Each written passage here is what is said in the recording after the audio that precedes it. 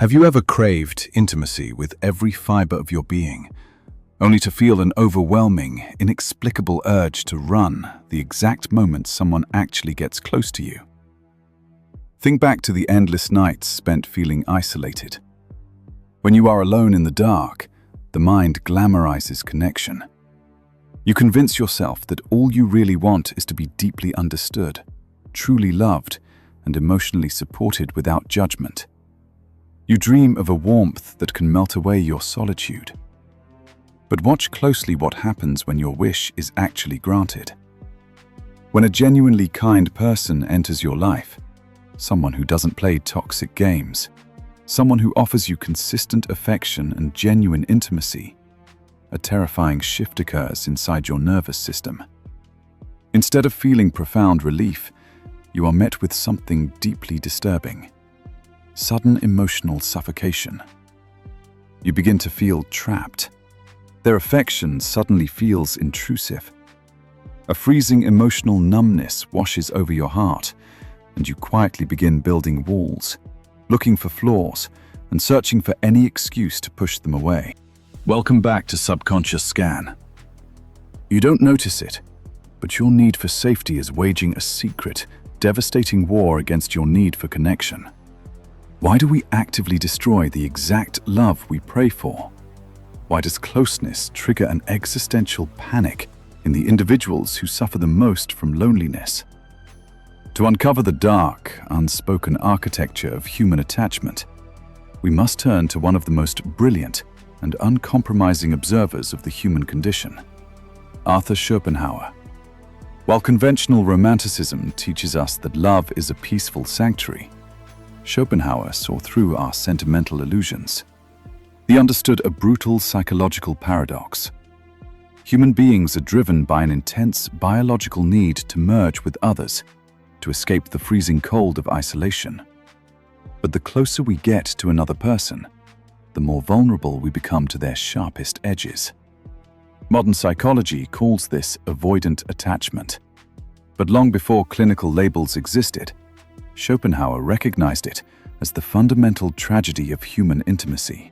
When you have been deeply wounded in your past, whether by childhood neglect, painful betrayals, or conditional love, your psyche performs a dark, self-protective mutation. Deep in your unconscious, your mind makes an uncompromising vow. I will never allow anyone to get close enough to destroy me like that again.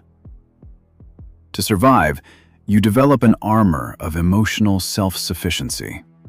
You convince yourself that you don't need anyone, but this armor is a double-edged sword. It keeps the enemies out, but it also locks you inside a freezing prison of your own making. This is the trap of intimacy. From a safe, solitary distance, love looks like a warm, inviting fireplace at the far end of a dark, freezing room. You crave its glow. But as you step closer to the fire, the heat begins to feel scorching. Here is the secret that avoidant minds refuse to admit. You do not fear unrequited love. You fear genuine intimacy because it requires the surrender of your control. When someone loves you deeply, they hold the power to shatter your world. To the traumatized ego, vulnerability feels indistinguishable from fatal weakness. Intimacy feels like a direct threat to your emotional sovereignty. And so, the moment the fire gets too warm, your defense mechanisms hijack the wheel. You sabotage the relationship, chill the room, and step back into the familiar, freezing darkness. Because at least in the dark, you are safe from being hurt. Today, we are scanning the anatomy of the fear of closeness. We will descend into Schopenhauer's famous allegory of the Hedgehog's Dilemma. Expose the 3 unconscious spikes your psyche uses to sabotage healthy love, and show you how to master the art of safe distance, so you can finally experience intimacy without ever sacrificing your independence. Prepare your mind. We are stepping out of the cold. If the unspoken vow of avoidant attachment is built on absolute self-protection, what happens when the freezing winter of isolation becomes too excruciating to bear? How does the human psyche navigate the eternal conflict between the biological terror of being alone and the psychological terror of being hurt? To understand this exhausting cycle, we must step into the snow-covered stone cloister of Arthur Schopenhauer's mind and examine his most famous and enduring metaphor from his 1851 masterpiece, Parerga and Paralipomena, The Hedgehog's Dilemma. Imagine a company of hedgehogs crowding together on a freezing cold winter night. To save themselves from freezing to death in the relentless snow, they instinctively huddle as close to one another as possible, desperately seeking mutual warmth. But the very moment they draw near enough to feel each other's body heat, a painful reality strikes. Their sharp, defensive quills begin to pierce one another's flesh. The physical agony of the pricks forces the hedgehogs to scatter and draw apart again, retreating back into the solitary darkness. Yet, as the icy wind picks up, the unbearable cold of isolation inevitably drives them back together. Once again, they seek warmth. Once again, they stab one another with their spikes. Once again, they pull away. They are trapped in an endless, agonizing oscillation, tossed back and forth between two distinct evils: the freezing death of loneliness and the bleeding wounds of mutual intimacy. Now, look closely at this Gothic cloister. This snow is the chilling loneliness of modern life, and those hedgehogs are us. In human relationships, our quills are not physical spines on our backs. They are our psychological defense mechanisms. They are the invisible armor built from our unhealed childhood neglect, our hypersensitivity to rejection, our defensive pride, and our deeply buried traumas. When you are alone, your quills lie flat. You feel composed, in control, and completely safe. But the moment you enter into a relationship, the moment a partner gets close enough to offer you genuine warmth, your psyche senses danger. Your nervous system treats intimacy as a breach of perimeter. Instantly, and entirely unconsciously, your quills stand straight up. You begin to weaponize your behaviors to push the other person back to a safe distance. You become emotionally unavailable. You answer texts with delayed, cold brevity. You pick unnecessary arguments over trivial matters. You convince yourself that you are just losing interest, or that the other person is suffocating you. But what you are actually doing is pricking them with your spikes so they will back away, allowing you to breathe in the safe cold again. This creates the exhausting loop of avoidant attachment, the cycle of approach and retreat. You draw people in with your charm and depth when you are freezing in isolation. But the moment they step close enough to love you, your quills emerge, you wound them, and you retreat back into the fortress. You leave your partners bewildered, bleeding, and wondering what they did wrong, never realizing that your rejection of them was actually a desperate act of self-preservation.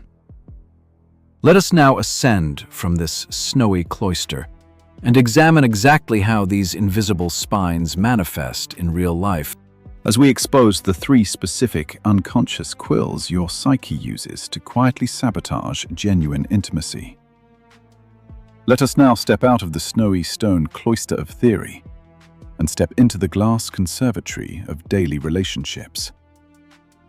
When an individual with avoidant attachment senses that a partner is getting too close, they rarely say, "I am terrified of your love because my past traumas make me feel defenseless." That would require immense emotional vulnerability. Instead, their unconscious defense mechanisms take the wheel. Just like Schopenhauer's hedgehogs, they automatically deploy their sharpest psychological quills, specific, destructive behavioral patterns designed to wound the approaching partner, force a retreat, and restore the freezing safety of isolation. If you find yourself repeatedly repeating the same painful cycles in your dating life or friendships, you must be able to instantly scan for these 3 quills of covert self-sabotage. The first, and most deceptive quill, is the Phantom Flaw Fixation. When a relationship is new, or when you're keeping a safe distance, everything feels wonderful. But the exact moment your partner expresses deep commitment or genuine emotional intimacy, your nervous system registers a threat. Your ego panics, realizing it is about to lose control. To create immediate distance, your mind suddenly hyper-focuses on minor, irrelevant imperfections in your partner. You suddenly become obsessed with a trivial physical trait, the way they laugh, a slight difference in musical taste, or a minor social awkwardness. You magnify this tiny imperfection into a fatal, catastrophic deal-breaker. You convince yourself, I can't be with them. This flaw proves they aren't the right person for me. But Schopenhauer would expose this illusion immediately. You are not rejecting their flaw. You are using a manufactured flaw as an excuse to reject the terrifying vulnerability of loving them. The flaw is merely the quill you use to push them away. The second and deeply exhausting quill is the emotional pendulum. This is the classic, agonizing dynamic of hot and cold. Remember the hedgehog's oscillation. When you are freezing in loneliness, your quills lie flat. You turn on your intense charm, your deep intellectual vulnerability, and your magnetic warmth. You pursue the other person and pull them close, making them feel like the center of the universe. But the moment they step into your space, respond with equal intensity and offer you reliable, steady affection. The temperature flips overnight. You suddenly feel smothered. You retreat into your shell. You stop initiating contact, become emotionally detached, answer with one-word texts, and act as though their affection is an annoying burden. You punish them for giving you the exact warmth you begged for when you were lonely. This constant push and pull keeps your partner perpetually off balance, walking on eggshells and questioning their own sanity, while keeping you safely in control of the emotional thermostat. The third and most destructive quill is the Preemptive Strike. This is the weapon of premature abandonment. Deep down, the avoidant psyche is tormented by a catastrophic core belief. If I allow this person to see the real, unarmored me, they will eventually realize I am unlovable and abandon me, and that rejection will destroy me. To guarantee that this feared prophecy never comes true, you take absolute control of the ending. Before your partner even thinks of leaving, you strike first. You manufacture an unforgivable argument out of nowhere. You accuse them of things they haven't done, or you abruptly walk away from a healthy, loving, and peaceful relationship without any warning or closure. You deliberately assassinate the connection yourself.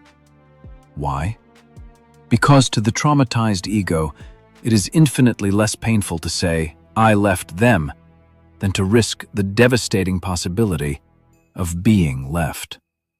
You choose the familiar, freezing pain of premature grief over the terrifying risk of trusting someone with your heart. The only remaining question is, do you spend your entire life bleeding in the cold? Or do you learn how to lay down your armor? We have explored the freezing winter of isolation, descended into the tragic paradox of the Hedgehog's Dilemma, and unmasked the 3 unconscious quills your psyche uses to sabotage genuine intimacy. Now, we arrive at the ultimate psychological crossroads. What do you do when you realize that your defense mechanisms are destroying the exact love you have spent your entire life praying for. How do you step out of the cold without being consumed by the existential panic of losing your freedom, your boundaries, and your sense of self? To answer this, we must look at the real conclusion to Arthur Schopenhauer's famous allegory.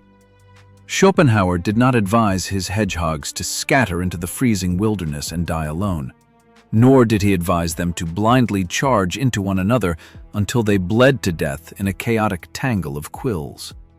Instead, after repeated, agonizing attempts, the hedgehogs finally discovered a middle ground. They found the optimal, moderate distance at which they could safely share their warmth without wounding one another.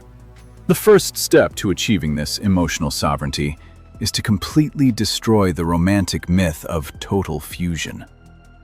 Conventional society and toxic codependency teach us a dangerous lie: that true love means becoming one single entity, erasing your boundaries, and making another person the absolute center of your psychological universe.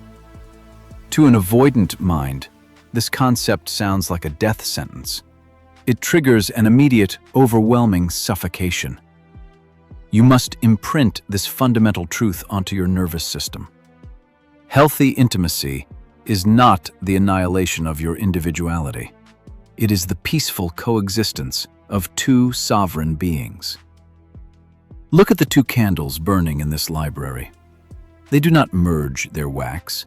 They do not fight for the same oxygen. They stand on separate pillars, maintaining their own structure. Yet their combined light effortlessly illuminates the entire room. You do not need to surrender your independence to experience warmth.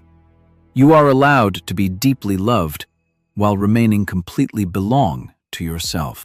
The second step is replacing your unconscious quills with conscious, articulate boundaries. When a partner steps close to you and that familiar wave of emotional suffocation begins to rise in your chest, what is your default reaction? Do you invent a phantom flaw? Do you pull the emotional pendulum and go cold? Do you initiate a preemptive strike to end the relationship? No. The ultimate weapon against avoidant self-sabotage is transparent vulnerability. When you feel the urge to run, you must stop treating your partner like an invading enemy. Instead of acting out through cold silence or sudden hostility, you simply speak the truth of your nervous system. You learn to say, "I care about you deeply, but my mind is feeling overwhelmed right now. I need to take a quiet evening in my own space to recharge, and then I will happily return to you." A quill stabs the other person in the dark without warning. A boundary is a clear, respectful fence that tells those you love exactly where your door is located. When you master the art of asking for space without punishing your partner, the panic evaporates because you realize you are finally in control of your own gate. Many people cling to their emotional armor because they believe their quills are the only things keeping them strong. But Schopenhauer reminds us that living in perpetual defense is not strength. It is a prison of fear. True psychological strength is having the courage to let your quills lie flat, knowing that even if you get pricked along the way, you possess the internal resilience to survive and heal without retreating into the ice. When you master the art of safe distance, you stop viewing intimacy as a battlefield. You create a calm, unshakable sanctuary within yourself. You no longer have to choose between the freezing cold of isolation and the bleeding wounds of suffocation. You can finally step close enough to feel the warmth of another human soul, while standing tall in your own sovereign light. You don't notice it, but your armor is no longer serving you. Now, we want to scan your life. Look back at your own relationships and be completely honest. When someone gets too close to you, which unconscious defense mechanism do you rely on the most? Is it the Phantom Flaw Fixation, the Emotional Pendulum, or the Preemptive Strike? Tell us your story in the comments below, if you have the courage to step out of the cold. Subscribe to Subconscious Scan and join us as we continue to map the unseen architecture of the human psyche. Until next time, never apologize for your boundaries.